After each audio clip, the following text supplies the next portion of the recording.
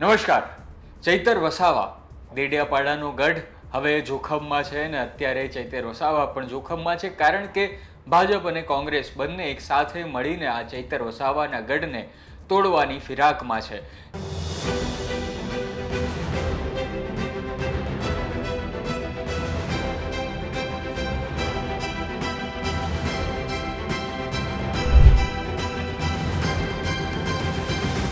ગઈકાલે કોંગ્રેસે ઘા માર્યો તો આજે ભાજપે ઘા માર્યો છે. કોંગ્રેસે ચૈતર વસાવાની ખૂબ નજીકના એવા હરીસિંહ વસાવાને પોતાની અંદર લઈ લીધા છે, પોતાની પાર્ટીમાં ભેળવી દીધા છે. તો હવે આજે ભાજપે એક નવી ચક્રવ્યૂહ તૈયાર કર્યું છે ચૈતર વસાવાને ફસાવવા માટે. તેની આપણે વાત કરવાના છે. અત્યારે નર્મદા જિલ્લામાં જિલ્લા પંચાયતની બેઠકો તેમણે જાહેર કરી હતી ને તેમાં લગભગ 22 જેટલી સીટ છે અને 22 જેટલી સીટના ઉમેદવારોને જાહેર કર્યા અને એક સીટને કારણ બસ તેમનું હજી ઉમેદવારનું નામ જાહેર નથી કર્યું. પણ નર્મદા જિલ્લાની આજે 22 સીટ છે તેમાં જેમના નામ આવ્યા છે તે ખૂબ ચોંકાવનારા છે. તેમાં પણ એક નામ જે છે તે ખૂબ ચોંકાવનારું છે એટલા માટે કારણ કે ચૈતર વસાવા સાથે આ વ્યક્તિનો સીધો સંબંધ છે અને તે સંબંધ દુશ્મનીનો છે. કઈ રીતે દુશ્મની હતી અને તેની આજે વાત કરવાના છે અને આ વ્યક્તિને ટિકિટ આપવાથી ચૈતર વસાવાને કઈ રીતે ચક્રવ્યૂહમાં ફસાવવાની કોશિશ કરવામાં આવી રહી છે તેની આજે આપણે થોડી ઝલક જોવાના છે. સૌથી પહેલાં વાત કરી દઉં નર્મદાની 22 જેટલી સીટ પર જે જિલ્લા પંચાયતની ભાજપે જે ઉમેદવારો જાહેર કર્યા તેમાં એક સીટ છે મંડાળા અને આ મંડાળામાં જેમને ઊભા રાખવામાં આવ્યા છે તે છે સંજયભાઈ વસાવા. સંજયભાઈ વસાવા પહેલાં તાલુકા પંચાયતમાં હતા અને ત્યારબાદ તેમને હવે ઇનામ આપવામાં આવ્યું છે અને જિલ્લા પંચાયતમાં તેમને ઊભા રાખવામાં આવ્યા છે. હવે તાલુકામાંથી જિલ્લામાં કેમ લઈ જવા અને તેની વચ્ચે જે ઘટના બની તે આપણે સૌ જાણીએ છીએ.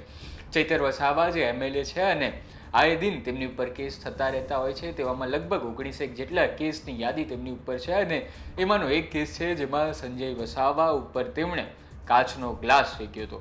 આ ખૂબ ચકચારી કેસ છે જેમાં ચૈતર વસાવા થોડા દિવસો માટે ભૂગર્ભમાં રહ્યા હતા અને ત્યારબાદ પકડાયા હતા, પોલીસમાં ગયા હતા અને જેલ પણ લાંબી થઈ હતી. ને અત્યારે તેઓ ચૈતર વસાવા જ્યાંથી ધારાસભ્ય છે તે જ ડેડિયાપાડા ત્યાં તેઓ જઈ શકતા નથી. આ ડેડિયાપાડામાં નથી જઈ શકતા તેનું કારણ આ જ છે કે સંજય વસાવા પર તેમણે હુમલો કર્યો હતો અને તેના કારણે કોર્ટે તેમને મનાઈ ફરમાવી છે કે તમે ન જતા.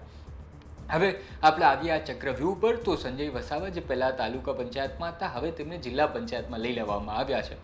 ટૂંકમાં આ જિલ્લા પંચાયત મંડાળા સીટ છે ત્યાંથી તેઓ લડવાના છે અને સંભવિત રીતે જીતે તેવા પ્રબળ દાવેદારો છે. અને એની સાથે વાત કરીએ જિલ્લા પંચાયતના જે પૂર્વ પ્રમુખ હતા તેઓને અત્યારે ભાજપે રિપીટ નથી કર્યા. તેનું કારણ તેમના જે નિયમો છે તે છે. પરંતુ સંજય વસાવા જે છે તેમને ઇનામ રૂપે કે પછી આ ચક્રવ્યૂહના ભાગરૂપે અત્યારે તેમને તાલુકામાંથી જિલ્લામાં ખસેડાયા છે. તેની ચર્ચા અત્યારે નર્મદા જિલ્લાના આદિવાસી પટ્ટામાં ખૂબ વધારે થઈ રહી છે. સંજયભાઈ જેવું મજબૂત નામ એક પછી એક ધરાવે છે.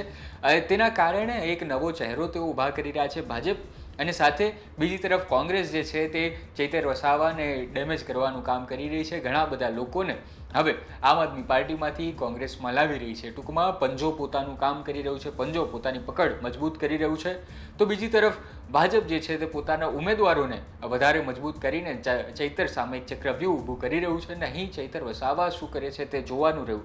આમ આદમી પાર્ટી પણ નર્મદામાં પૂરી તાકાતથી લડવાની કોશિશ કરી રહી છે, પરંતુ કોંગ્રેસ જે રીતે એક્ટિવ થઈ રહી છે, ભાજપ જે રીતે પોતાના ઉમેદવારોને એક્ટિવ કરી રહી છે, પોતાની રણનીતિ તૈયાર કરી રહી છે, તે જોતા એવું લાગી તો રહ્યું છે કે ચૈતર વસાવા સામે એક મોટું અને આયોજિત એક ચક્રવ્યૂહ જે છે તે બનાવવાની કોશિશ અત્યારે થઈ રહી છે. ફિલહાલ એટલું જ કે સંજય વસાવાને ઇનામ આપવામાં આવ્યું છે. પહેલાં તેમણે માર પણ ખાધો હતો અને હવે ઇનામ આપવામાં આવ્યું છે અને આ જિલ્લા પંચાયતમાં હવે એક ધારાસભ્ય તરીકે જ્યારે બેઠકો મળશે જિલ્લા પંચાયતની વિકાસના કામ માટે ત્યારે તે બંને મળવાનું થશે. અને ફરી એકવાર જો આવા કંઈક દ્રશ્યો સર્જાય જ્યાં ચૈતર વસાવા પોતાનો પારો છટકાવે અને ગ્લાસની બદલે કંઈક બીજું પણ મારે તો તેમની મુશ્કેલીઓ વધી શકે છે. ટૂંકમાં જે દુશ્મનો હતા તે હવે વધારે વાર પહેલાં તો તાલુકા પંચાયતમાં હતા તો ઓછું મળવાનું થતું, પણ હવે જિલ્લા પંચાયતના બેઠકમાં જ્યારે બેઠક થશે ત્યારે ધારાસભ્ય પણ ત્યાં હાજર હોય છે અને સંભવિત રીતે અમુક બેઠકોમાં તો અધિકારીઓની સાથે એમપી એટલે કે સાંસદ પણ હાજર હોય છે. ત્યારે મનસુખ વસાવા અને સંજય વસાવાની વચ્ચે ચૈતર વસાવા કઈ રીતે પોતાનો શાંત રાખે છે, પોતાની મજબૂત રણનીતિને આધારે ચાલશે તે જોવાનું રહ્યું. આ માહિતી કેવી લાગી અને તમને ભાજપ અને કોંગ્રેસની રણનીતિમાં ચૈતરભાઈ વસાવા શું કરશે, શું લાગે છે તે તમે અમને જરૂર જણાવો.